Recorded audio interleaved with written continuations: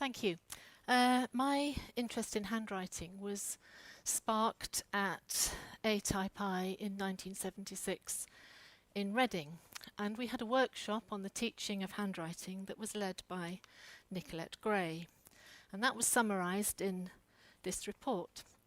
At the time, there was much interest amongst ATypI members in handwriting, and including Gerrit Nootzai, who the year before at ATypI in Warsaw had presented his report, Handwriting in Design.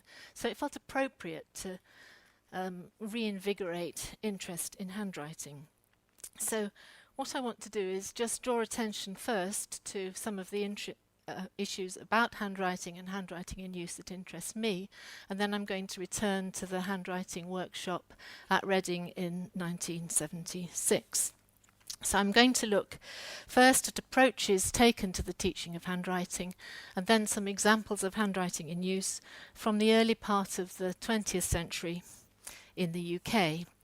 So first, copybooks and copying. It's a common way of teaching handwriting is to have the writing master and their followers, and this is a writing sheet by Edward Johnston in 1917 to demonstrate the use of the broad-nibbed pen.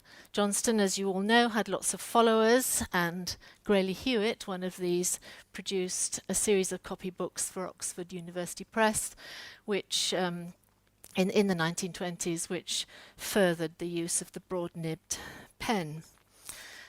Going back slightly to the end of the 19th century, we have the Vere copybooks, and this was, Vere wasn't a writing master, he was a pragmatist who didn't like the very intense, slanted, condensed copperplate, and suggested that it would be better to have a more upright, a bolder style of writing, which eventually became civil service script that was underpinned the writing of many people in the 20th century in the UK. Some models for teaching handwriting were inspired by teachers. This is a print script model from the 1920s developed by S.A. Golds. She was a teacher that was absolutely passionate about teaching children to write letter forms that they would be familiar with in the teaching in the books that they read, and she went on to produce a series of books using this handwritten form. Marian Richardson was another teacher who produced a series of copybooks, writing and writing patterns. Copying happened in other ways as well, from slates and blackboards. This is some examples from a book by Nellie Dale at the end of the 19th century. She was very keen to demonstrate to children the difference between letters that you write and letters that you read. And on the right-hand side here, you can show how she did that. She got children to copy the letters that they saw in their reading books, as well as make the writing, making handwritten forms. Copybooks were designed in different ways. Some, as in these ones here, the manuscript writing copybooks, were concentrated very much on sort of component parts and getting you to draw again and again chunks of different letter forms. Others, and here again is Marian Richardson, concerned with getting children to move, getting the cursive approach, writing patterns as combined with letter shapes. Copybooks had different books within them. This is an interesting example of a series of specimen pages of copybooks. I'll just go through very quickly to show you the kinds of content of this particular series of copybooks. This is the civil service style that's being represented here. So it starts off with bits of letters and individual letters, going on to sort of slightly harder letters or more difficult letters to make, more difficult words, introducing numbers, sentences of sort of things of geographical and historical interest. Quite a lot of practice with numbers, handwriting in use, ways that you might use handwriting, addresses, different kinds of correspondence. Other copybooks, this one again, just lines to copy, getting smaller and smaller and more complicated. So how were these books used? They were written out. The children had to write lines out again and again. It was taken very seriously. There were examinations in handwriting. This is an example from 1907, taken very seriously, and this is a detail from it, and some of the sort of comments here endeavour to obtain cleaner strokes, join carefully, the writing is too thick, try a finer nib and see that your ink is clear. Shows the kind of detail and expectations that teachers had. And there are some good examples of copying. This one is a reasonable example, it seems to me. But there are many more examples, another good example there. But there are many more that just show how the effort that young children or young people made in making letters. Another example here, trying really hard to get the letters right.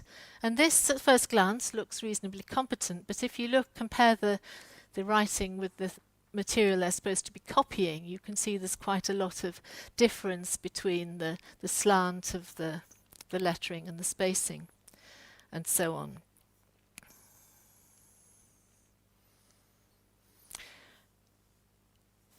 Elsewhere in school, there's examples of how children were expected to use these the handwriting skills that they learnt in class, and there's some wonderful examples of school books from the early 20th century. Here's one showing some very nice maths. Another one, examples of copying, writing letters, each one marked, given a comment, and so on. But even more interesting, to me at least, is handwriting in the real world, handwriting in the everyday. And I'm just going to show some examples now of handwriting from a collection of letters made by Erica Wright, and she kept letters written and sent to her family from the end of the 19th century till about the 1960s.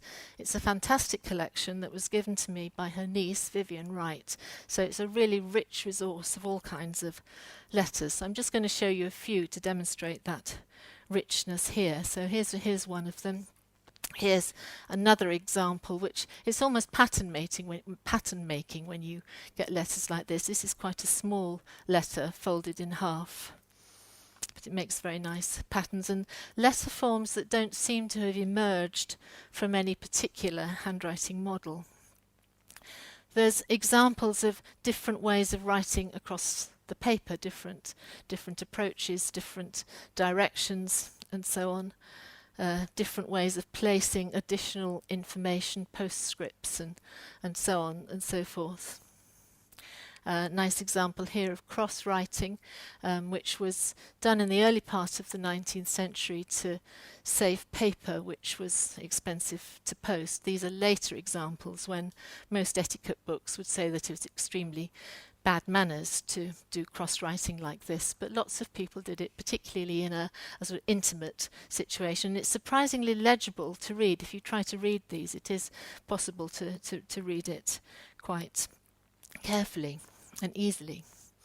Handwriting to demonstrate particular social situations, the use of black borders to denote degrees of mourning, and materiality through kinds of stationery and printed stationery and envelopes and the way that they were dressed and so on. It's a very rich way of looking at how handwriting was used.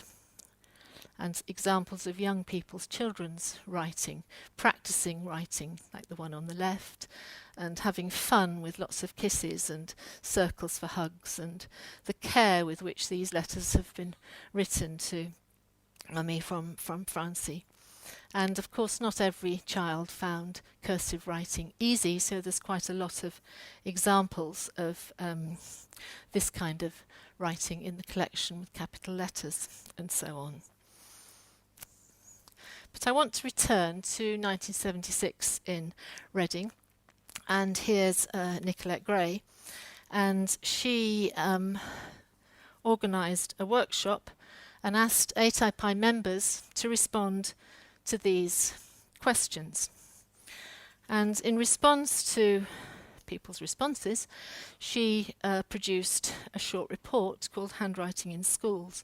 And I'll read just a little bit out from this, because I think it just gives you an indication of what ATypI was doing 40 years ago. So this is her report.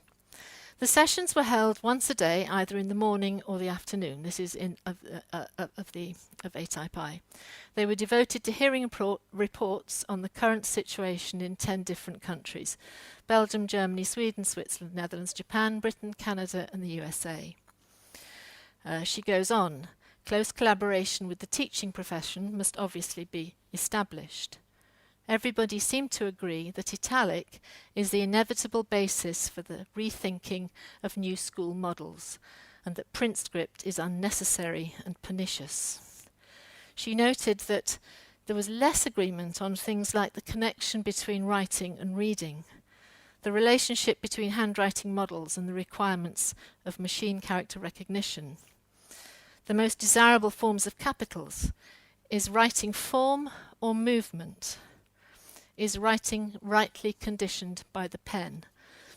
These are very interesting questions, it seems to me. And as well as the people reporting, people brought to Reading examples of copybooks that were in use in their countries at the time. So there's some examples here just taken at random that show those things. And several people, including Nicolette, were promoting models that they developed or wanted feedback on.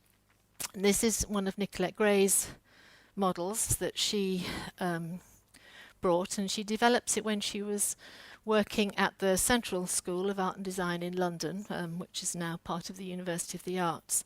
But I'll just again read something from her report about this model, because it shows the sort of rationale on which she based it. Writing is normally made with the pen. Today and tomorrow, with the great majority of people, this pen will be a ballpoint or fibre tip pen. The movements made in writing are conditioned by the pen uses, and models hitherto have been conditioned by the quill, steel and dip pens. The ballpoint does not have the same limitations, and I think part of her rationale was with the ballpoint pen you can write in any direction. So the potentiality for the beautiful movement lies in different qualities of the ballpoint pen. This is the primary reason why handwriting has to be rethought. Handwriting is continuous, so written letters join. The way they join is part of the letter.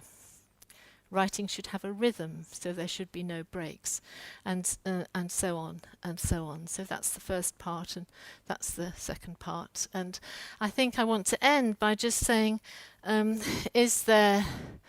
it be interesting, should we as ATypI be interested in handwriting once more? I mean, would it be helpful to see what's going on in different countries and answer some of the questions that Nicolette posed in 1976? So I'd be really interested to hear if people would like to move in that direction. Thank you very much.